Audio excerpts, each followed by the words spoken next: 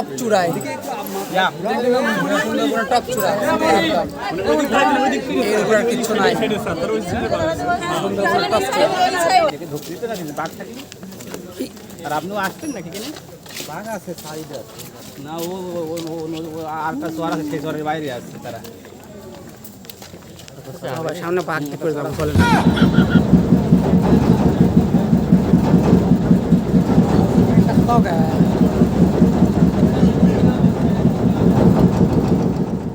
আসসালামু আলাইকুম, সকলকে স্বাগতম আমার একটা নতুন ভিডিও। আশা করি সকলে ভালো আছেন। আলহামদুলিল্লাহ আমরাও অনেক ভালো আছি। আমরা এখন আছি বাংলাদেশের অন্যতম একটা বন, ম্যানগ্রোভ ফরেস্ট, সুন্দরবন।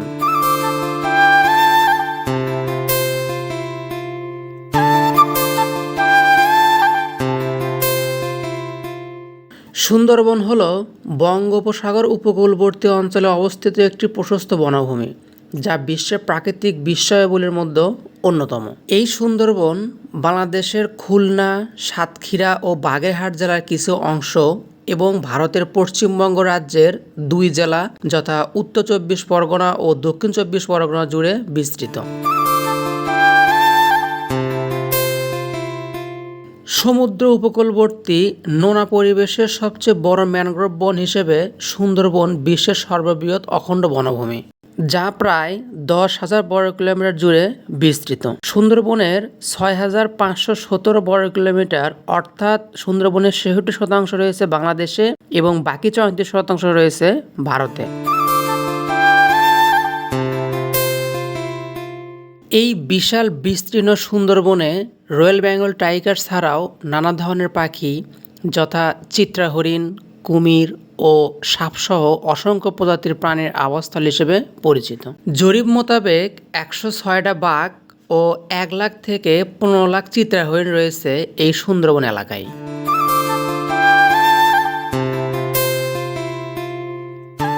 সুন্দরবনে প্রতি বছর হাজার হাজার পর্যটক ঘুরতে আসে। প্রতি বছর দেশ বিদেশ অসংখ্য পর্যটক সুন্দরবনের অপরূপ সৌন্দর্যে মুগ্ধ হয়ে সুন্দরবন ভ্রমণ করার মাধ্যমে প্রাকৃতিক থেকে বিভিন্ন জ্ঞান আহরণ করে। এই সুন্দরবনে সর্বাধিক প্রচুর গাছ প্রজাতির মধ্যে হল সুন্দরী ও গেওয়া। এই বনে প্রায় 290টি পাখি, 120টি মাছ, 42টি স্তন্যপায়ী প্রাণী, 35টি সরীসৃপ এবং 8টি উভচর প্রজাতির সহ 453টি প্রজাতির বন্যপ্রাণীর বাসস্থান রয়েছে।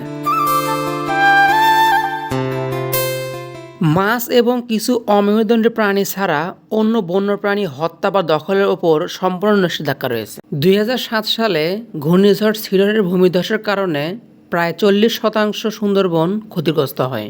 এছাড়াও 2009 সালের মে মাসের ঘূর্ণিঝড় আয়লায় ব্যাপক ক্ষতিগ্রস্ত হয়। বন ছাড়াও প্রায় 1 লাখ মানুষের ক্ষয়ক্ষতি সাধন হয়। আর আপনিও আসছেন নাকি কিনে বাঘ আছে সাইডে না ও আরটা চর আছে সেই চরের বাইরে আসছে তারা সামনে বাঘ করে যাবো চলে। এই সুন্দরবন ভ্রমণের সবথেকে উপযুক্ত সময় হলো শীতকাল, নির্দিষ্ট করে বললে নভেম্বর থেকে ফেব্রুয়ারি। এর পিছনে যথেষ্ট কারণ রয়েছে, যথা শুষ্ক মৌসুম হওয়ায় হঠাৎ বৃষ্টি চলে আসার আশঙ্কা খুবই কম।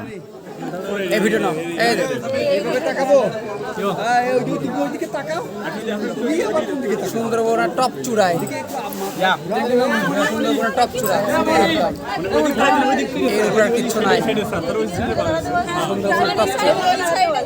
সুন্দরবনের ভিতরে দ্রুত আশ্রয় নেওয়ার জন্য ছাউনি বা রিসোর্টের বড্ড অভাব, তাই বর্ষাকালে ভ্রমণ না করে উত্তম।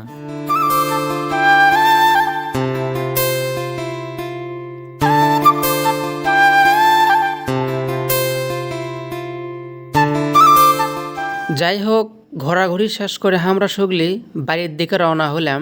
মংলা বন্দরে হামাগর জন্য রান্নার আয়োজন চলতেছে। ওই জায়গায় যে খাওয়া দাওয়া করে আমরা গাড়িতে উঠবো। যে নদীতে আমরা এখন যাচ্ছি এই নদীর নাম হলো পশুর নদী, বাংলাদেশের অন্যতম গভীর একটা নদী।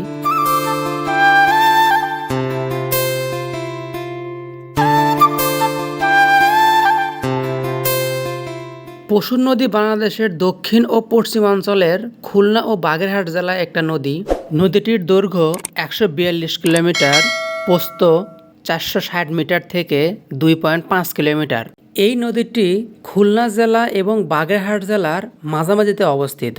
এটি মূলত জোয়ার ভাটার পানি বহন করে। এটি সুন্দরবন এর কাছে শিবসা নদীর সাথে মিলিত হয়েছে। এটি বঙ্গোপসাগরের কাছে কুঙ্গা নদী নামে পরিচিত।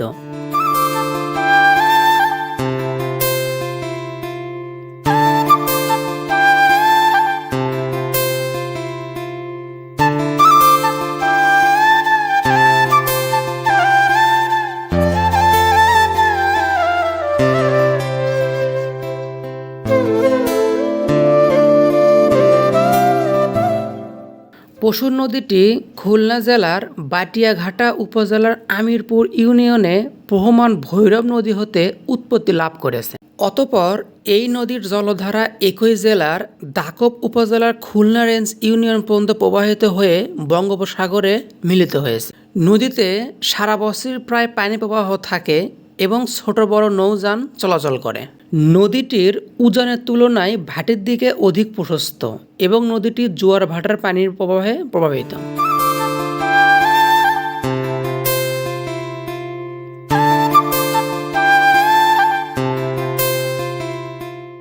বাংলাদেশ পানি উন্নয়ন বোর্ড কর্তৃক পশুর নদী প্রদত্ত পরিচিত নম্বর হল দক্ষিণ পশ্চিমাঞ্চলের নদী নং 51।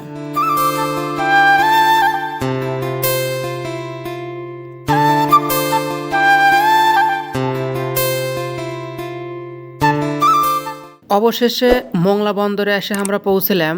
এসে দেখি খাবার দাবার রান্না করা শেষ, সেগুলি হাত মুখ দিয়ে খাবার বসলাম। খাইয়ে দিয়ে এখন আমরা বাইরের দিকে রওনা হবো। দেখা হবে পরবর্তী কোনো পিকনিকের ভিডিও। সে পর্যন্ত সবাই ভালো থাকেন। আল্লাহ হাফেজ।